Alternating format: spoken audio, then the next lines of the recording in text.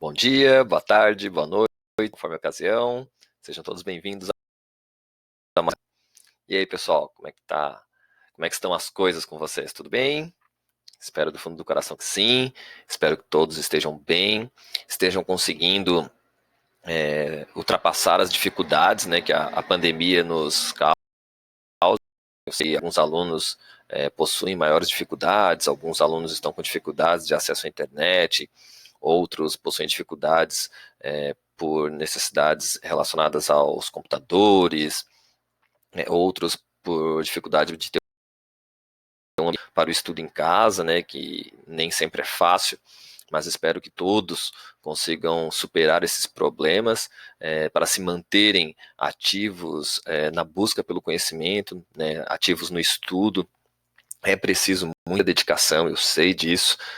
Quando a gente está em aula presencial, nós temos o que nós chamamos de uma educação passiva, né? Porque o professor faz praticamente todo o trabalho motivacional e você já está lá de corpo presente, então fica um pouco mais fácil. Em casa, essa parte ativa depende muito do aluno. O aluno tem que ir atrás, porque não vai ter um professor passando as coisas enquanto ele está sentado à frente. Então ele tem que estar buscando, ele tem que estar antenado com tudo que está sendo postado, atento às datas, enfim, é um pouquinho mais complexo, mas espero que todos, né, estejam conseguindo. E qualquer dificuldade, qualquer problema, entrem em contato. Não hesitem em entrar em contato, ok? Bom, nesses próximos vídeos, nós estaremos abordando o último conteúdo programado para a nossa unidade de aprendizagem. E hoje, particularmente, nós estaremos abordando o tópico relacionado ao sistema urinário masculino, sistema urinário feminino, ok? Vamos lá. O que a gente tem que definir inicialmente? Precisamos definir o que é o sistema urinário. E aí eu trago esta definição para vocês. É um conjunto de órgãos responsáveis pela filtração do sangue, produzindo a urina e com isso controlando o equilíbrio hídrico do nosso corpo. Esta definição, ela praticamente já resume as funções do sistema urinário: filtração de sangue, produção de urina e controle hídrico, ok? O que compõe o nosso sistema urinário? Temos dois rins, eles estão aqui, ó. E esses rins, eles têm a função básica de filtrar o sangue e com isso produzir a urina. Então são nestes órgãos que o sangue será filtrado e aqui vai ocorrer a produção da urina, ok? Nós temos dois ureteres, que são esses dois tubos aqui, ó, esses dois canos. Os ureteres, sempre em par, sendo masculino ou feminino, eles têm a função de conduzir a urina dos rins para a bexiga. A bexiga, nós temos uma. E qual a função dela? A urina, mesmo que por forma temporária, mas a função dela é de armazenamento de urina. E por fim, nós temos a uretra, que é a saída aqui da bexiga. E qual a função da uretra? Da bexiga para o meio externo, excreção, certo? O que é importante frisar agora nesse momento, que muitos alunos confundem. Não podemos confundir ureter com uretra, e muitas vezes confundimos, tá bom? Então vamos revisar aqui. Ureter, nós temos dois, e eles conduzem a urina dos rins para a bexiga. E uretra, nós temos apenas uma, e a função é conduzir a urina da bexiga para o meio externo, ok? Ficou fácil? Vamos lá. Agora a gente vai destacar as funções do sistema urinário. Inicialmente, é muito importante destacar essa aqui, ó, o equilíbrio hídrico, o equilíbrio também de pH e eletrolítico. E aí nós destacamos que o sistema urinário ele ajuda a regular o volume de sangue. Então, o que acontece, basicamente? Quando o nosso sistema precisa de um maior volume de sangue, nós absorvemos mais sódio e mais água. Com isso, nós aumentamos o volume de sangue no corpo. Se o nosso sistema precisa diminuir o volume sanguíneo, nós eliminamos mais sódio e eliminamos mais água. Com isso, diminuímos o volume de sangue. E o que isso importa, professor? O que eu quero saber se nós vamos aumentar ou diminuir o volume de sangue? Isso importa muito, tá? Porque o volume de sangue é um dos fatores que ajuda a regular a nossa pressão arterial. Quando nós precisamos ter uma pressão arterial maior, uma das maneiras é o sangue. Consequentemente, aumentamos a pressão arterial. Ao contrário, se nós desejarmos diminuir a pressão arterial, nós temos que diminuir o volume de sangue. Claro, existem outros fatores que controlam a pressão arterial, por exemplo, a vasoconstrição, a vasodilatação, mas o volume de sangue é uma destas formas. E aí vocês podem observar, se vocês já conhecem pessoas nessa situação, vocês podem perguntar ou verificar uma pessoa que tenha hipertensão arterial sistêmica e que faça o controle desta hipertensão com a utilização de remédio, com medicamentos, e possivelmente, porque a grande maioria das pessoas usam medicamentos diuréticos, né, que fazem com que você aumente o fluxo urinário, que você urine mais vezes. Consequentemente, faz com que você diminua o volume de sangue e diminua a pressão arterial, certo? O que nós podemos destacar como mais funções desse sistema? A produção da urina é uma outra função, armazenamento temporário desta urina na bexiga e a drenagem urinária, ou seja, a excreção para o meio externo da urina produzida e armazenada, ok? Bem tranquilo até agora, tudo certinho? Vamos lá. Continuando, a gente vai destacar agora a localização deste sistema urinário. Vem comigo. Nós identificamos aqui na nossa cavidade abdominal os nossos dois rins. Aqui eles estão conectados com veias e artérias. Aqui nós vamos identificar os dois ureteres. E aqui a nossa bexiga, certo? Qual a localização, professor? Como é que eu vou identificar isso numa pessoa? Então, em relação à localização, o nosso sistema urinário ele fica na parte inferior do nosso tronco, mais direcionado para a região posterior, ok? Um detalhe, se vocês observarem, vocês vão perceber baixo nosso rim esquerdo. Por que ele fica mais baixo, professor? Qual é o sentido? O sentido está aqui, ó, nessa imagem lateral que eu coloquei para destacar para vocês. Aqui nós temos anterior, conseguimos identificar aqui o nosso fígado, certo? E o nosso fígado, como a porção maior dele fica do lado direito, ele disputa espaço com o nosso rim, fazendo com que o rim direito fique um pouquinho mais baixo do que o rim esquerdo, ok? Mais seguinte, eu vou identificar para vocês em relação à parte posterior e anterior do nosso corpo. Então aqui nós temos duas vistas em corte, para que haja essa explicação de uma forma bem facilitada. Nesta imagem da esquerda, nós temos um corte transverso. O que é um corte transverso? Corte transverso é quando nós cortamos o nosso corpo em parte superior e inferior. Imagina que eu corto o meu corpo ao meio, assim, ó, ok? E aí nós cortamos dessa forma para localizar o nosso rim aqui no nosso corpo. Já nessa imagem aqui, eu tenho um corte sagital. Corte sagital é quando eu corto o meu corpo assim, divido em parte direita e esquerda, certo? Bom, em relação à parte no corte sagital, nós podemos identificar aqui ó, o nosso rim, que ele fica bem na parte posterior, ou seja, ele fica na nossa parte lombar, certo? E aqui nós temos o nosso fígado, que eu falei para vocês, que estava disputando espaço com o rim direito, certo? Aqui nesta imagem, onde nós cortamos o corpo em superior e inferior, nós conseguimos localizar aqui os nossos dois rins. Então, eles ficam na parte posterior, um de cada lado do nosso corpo, ok? O que nós temos para identificar nestas visões aqui que são extremamente importantes? Vamos nesta imagem aqui e vamos identificar como que esse órgão é fixo, como que esse órgão fica estabilizado no nosso corpo. O que a gente destaca aqui? Nós temos duas lâminas que são importantes. Ó, aqui tem a lâmina posterior da fáscia renal, que é esta lâmina que fica aqui ó, posteriormente ao nosso rim. E nós temos aqui a lâmina anterior, que é essa lâmina aqui no lugar, mas ela vem aqui e passa anteriormente ao nosso rim. Essas lâminas, elas são muito fortemente fixadas na parte superior, mas na parte inferior do nosso corpo elas são bem frouxas, o que não confere muita estabilidade para os nossos rins, certo?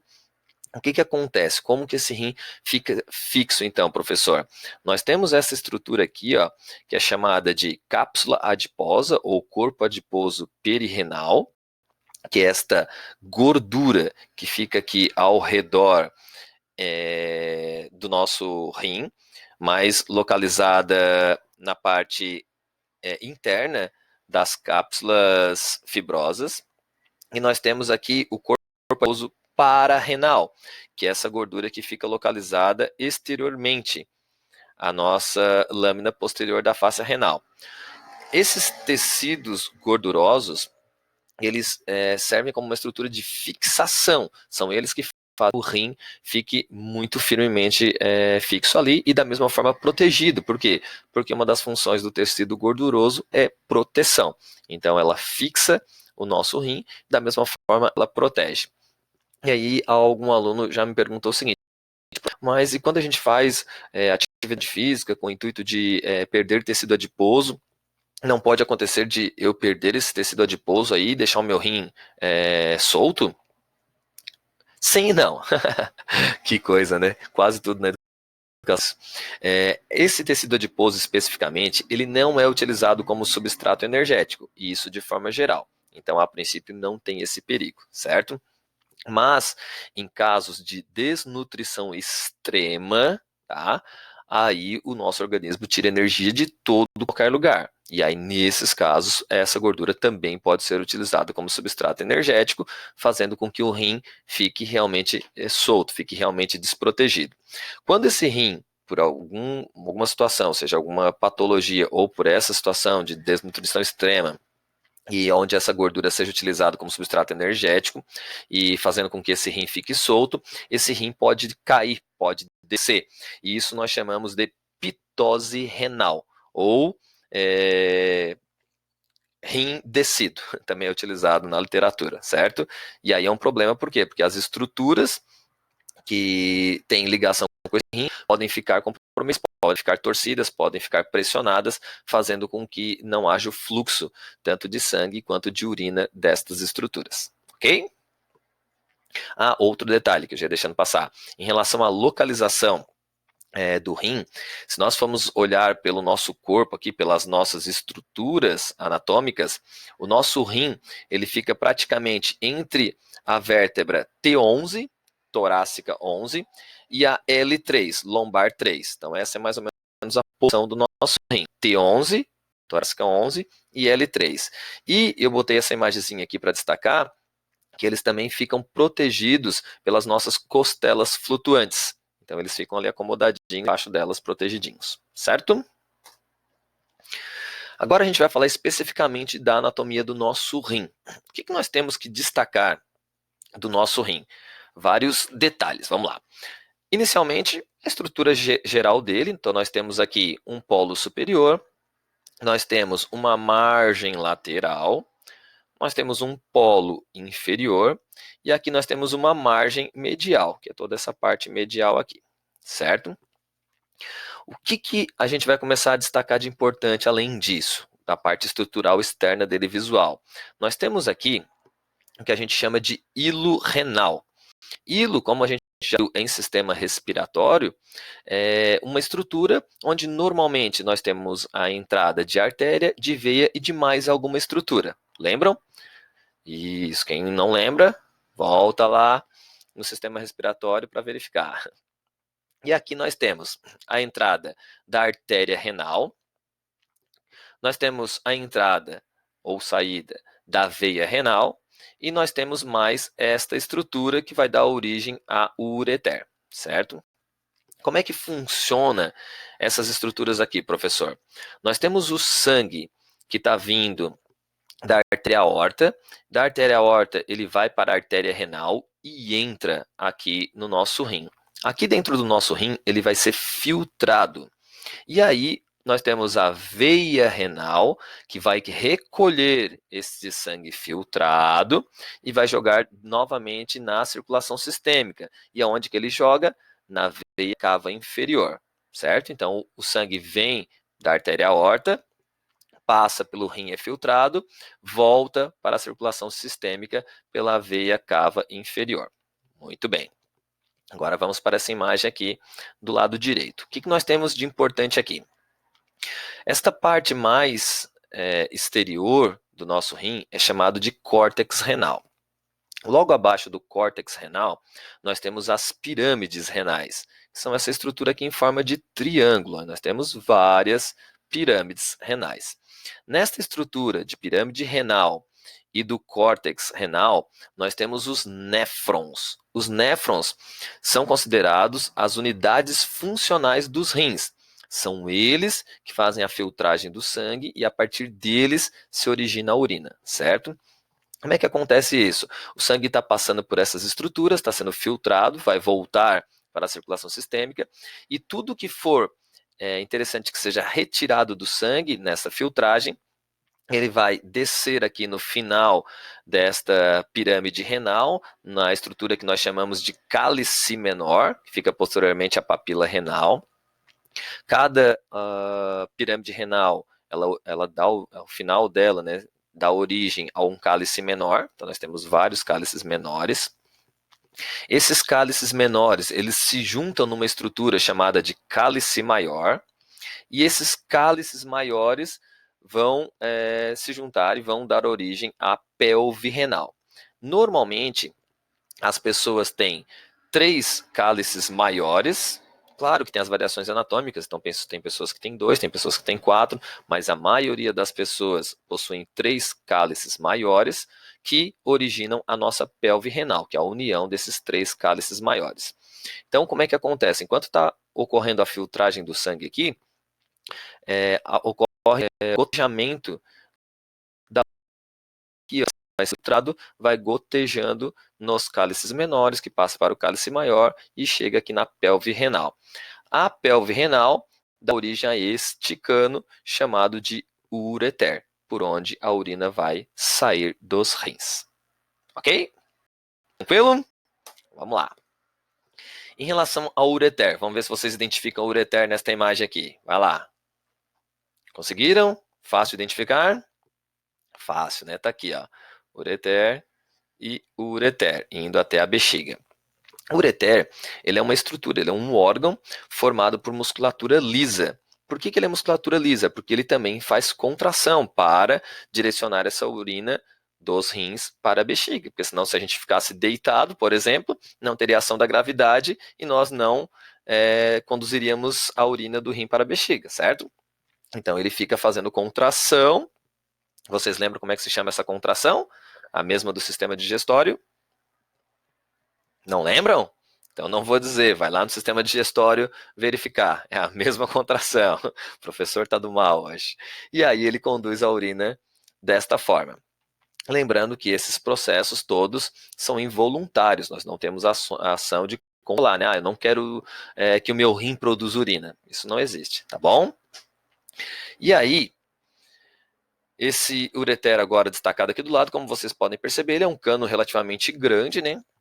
E ele conduz a urina lá para a nossa bexiga. Então nós temos a entrada de um lado e do outro da bexiga direcionando esta urina desta forma, certo? Em relação à bexiga, nós temos uma grande diferença anatômica entre os homens e as mulheres. Aqui eu coloquei a imagem dos dois para ficar mais fácil essa comparação, mas depois eu vou destacar de forma individualizada. Qual é a grande diferença que vocês conseguem visualizar aqui? Vamos lá, vamos ver se vocês percebem. O formato, né? Conseguiram todos? É isso mesmo. A bexiga do homem, ela é maior do que a das mulheres. A das mulheres é menor. Por quê? Porque a bexiga da mulher, ela compete aqui com o útero. Então, ela compete espaço com o útero e, consequentemente, ela tem uma capacidade de armazenamento menor, certo? Essa é a grande diferença. Vamos analisar a bexiga do homem. Aqui nós temos algumas estruturas, como a parte inicial dela, que é chamada de ápice da bexiga. esta parte maior, central, é chamada de corpo da bexiga, e a parte posterior é o fundo da bexiga. O que é importante para nós? Aqui na parte inferior da bexiga, nós temos o colo da bexiga, que é onde vai ter a origem da nossa uretra, que é o canal de saída da bexiga. Na imagem da bexiga feminina, eu vou demonstrar agora outras estruturas relacionadas à bexiga, que tem em ambas, tá? Então aqui nós temos o músculo detrusor da bexiga. O que esse músculo detrusor da bexiga faz? Esse é igual, tá? Nos dois, tanto masculino quanto feminino, tá? Eu dividi em imagens para não sobrecarregar, não ficar muito poluída a imagem. O músculo detrusor da bexiga, ele vai contrair e vai esmagar a bexiga, fazendo com que a urina ajude, né, a expulsar a urina de dentro dela, tá? Quando que isso vai ocorrer? Quando o esfíncter que nós temos aqui no final da bexiga, no início da uretra, for relaxado. Então, este esfíncter relaxa e o músculo detrusor contrai, expulsando toda a urina que está dentro da bexiga para fora. Ao contrário do que acontece no nosso coração, que a gente nunca consegue expulsar todo o sangue que tem dentro do nosso ventrículo, na bexiga, ao fazer uma contração, a gente consegue expulsar toda a urina que tem dentro dela, ok? O que nós temos de destaque ainda na bexiga? Nós temos o ósteo do ureter. O que é o ósteo, professor? Ósteo é sempre aquele furinho onde é o final ou o começo de uma outra estrutura. Então nós temos os dois ureteres entrando um de cada lado da bexiga aqui, e o ósteo é o furinho onde vai sair, né, onde vai vir a urina do ureter para a bexiga. Então o furinho aqui é chamado de ósteo do ureter, certo? E aqui embaixo, da mesma forma, nós temos o ósteo da uretra, ou seja, o início, o furinho de início da uretra, onde vai sair a urina. Nós vamos falar sobre a uretra. E aí aqui eu vou destacar outros itens bem importantes da nossa anatomia. Na anatomia masculina, o que é importante nós observarmos agora inicialmente? O formato, né, de todo o sistema e estas estruturas aqui no final da nossa bexiga. Aqui no finalzinho da nossa bexiga, nós temos o que nós chamamos de ósteo interno da uretra. E é neste ósteo interno da uretra onde nós temos o esfíncter interno da uretra. Então aqui é o canal, né, o início do furo da nossa uretra, por onde a urina vai sair. E esse esfíncter aqui, quando fica contraído, impede que a urina saia da uretra, da bexiga, certo?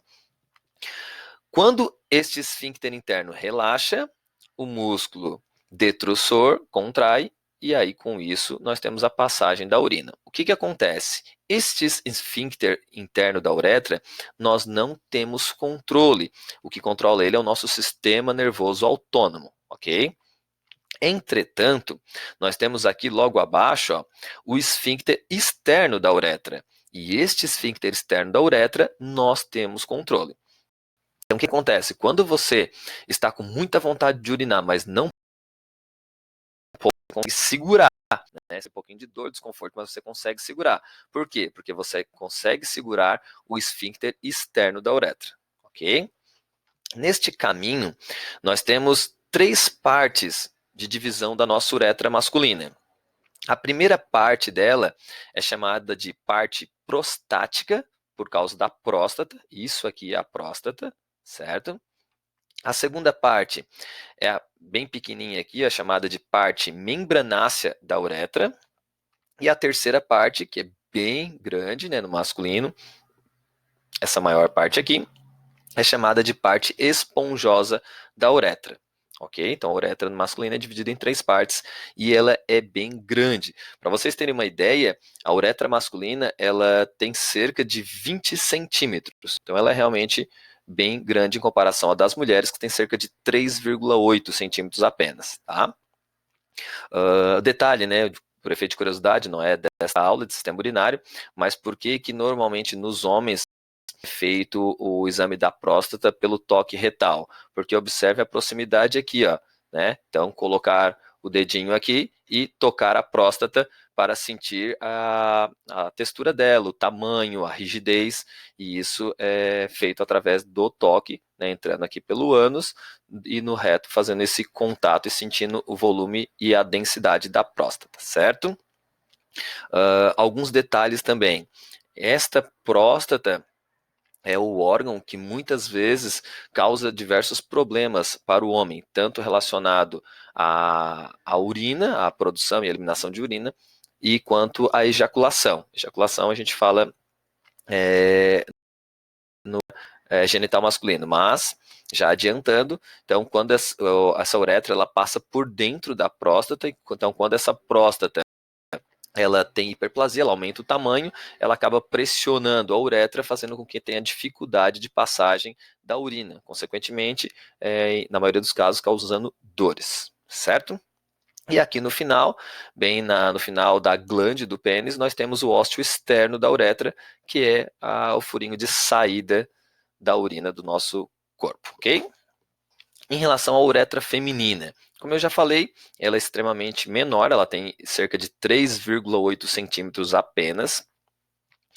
As estruturas são parecidas com o masculino, só que como ela é pequena, ela não é dividida em várias partes, só tem a uretra. Nós temos os dois esfíncteres, da mesma forma, o esfíncter interno, aquele que a gente não tem controle, e ele fica lá no ósseo interno da uretra, e aqui nós temos a grande diferença, o esfíncter externo da uretra. O esfíncter externo da uretra feminina, ele abraça também a vagina, e aqui não pode ser confundido, tá? Nós temos na anatomia feminina 2 canais. Aqui tem o canal vaginal, então aqui nós temos a vagina propriamente dita, que nós vamos ver em sistema genital feminino, e aqui nós temos o ósseo externo da uretra, ou seja, a saída da uretra. Então são 2 canais. Um relacionado à parte sexual, né, a vagina, e o outro, a uretra e o ósseo da uretra, relacionado à parte de sistema urinário, certo? Como esse esfíncter externo da uretra, ele abraça a uretra e a vagina, esse é um dos fatores que faz com que as mulheres tenham um pouquinho mais de dificuldade de retenção, de segurar a urina. E muitas mulheres sofrem desse problema. Dá um espirro, faz uma atividade física e tem incontinência urinária. Por quê? Porque esse esfíncter ele tem uma função maior de abraçar essas duas estruturas.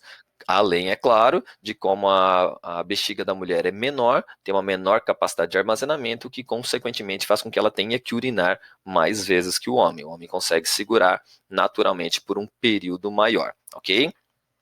Outro detalhe da anatomia feminina.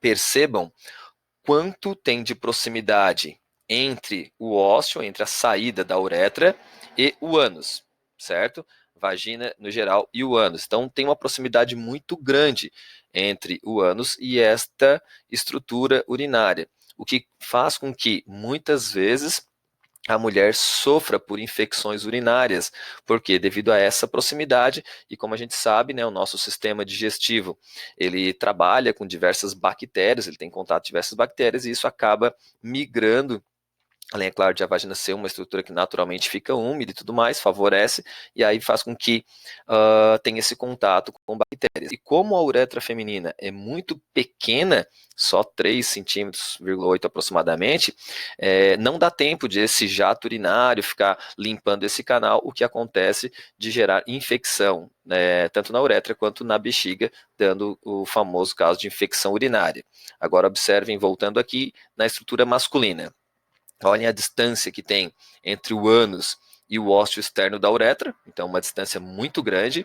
Além do que, este canal, né, a uretra masculina, é bem grande, 20 centímetros, fazendo com que mesmo que tenha contato com bactéria, até essa bactéria percorrer todo esse canal, provavelmente já vem um jato de urina, fazendo com que haja a limpeza deste canal e evitando esta propagação bacteriana, certo? E aí, para encerrar essa aula de hoje, a gente vai destacar alguns casos clínicos. Primeiro, a gente vai falar sobre níveis de creatinina. A creatinina ela é um produto de degradação da fosfocreatina, que vocês vão estudar um pouquinho mais em sistema neuro, tá? Ela é produzida no músculo e geralmente ela é produzida numa taxa praticamente constante pelo nosso corpo. Isso normalmente não muda. Essa taxa é diretamente proporcional à massa muscular, então quem tem maior volume muscular tem uma taxa maior.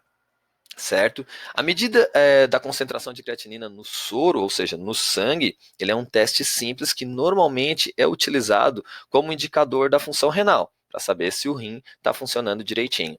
E um aumento nos níveis de creatinina no sangue, ele é observado somente quando há dano aos néfrons funcionantes, ou seja, aquele sistema funcional do nosso rim. Quando o néfron não está filtrando adequadamente, então faz com que haja este aumento de creatinina no sangue, senão esse excesso é eliminado nas urinas, certo?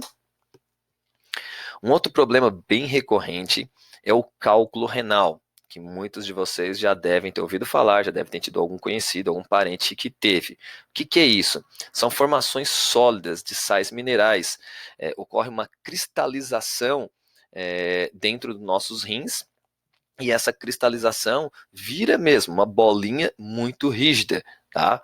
E aí essa bolinha faz com que haja o quê? Ela impede a passagem, ela tranca os canais. E aí aqui eu tenho alguns exemplos de cálculos renais nos cálices menores, lá dentro do nosso rim, ou impedindo a passagem de urina na uretra. E normalmente a uretra tem em torno de 3 locais específicos que ocorre com frequência, nesses casos, obviamente, essa barreira, essa situação de impedimento da passagem, certo? E é uma situação bem complicada e muitas vezes tem que ser retirada através de procedimento cirúrgico. Em outras, na grande maioria até inclusive, é eliminada pela urina mesmo, ok? Outra patologia é a cistite, que é uma doença inflamatória e infecciosa da bexiga, e ela é frequentemente causada por germes, que vem do trato urinário mesmo, tá? Ela é uma inflamação crônica e ela diminui a capacidade da bexiga, causando dor e normalmente desconforto. Aí a gente consegue identificar aqui, e aqui nós temos uma das principais, um dos principais problemas, né, que desenvolve a cistite no nosso corpo, ok?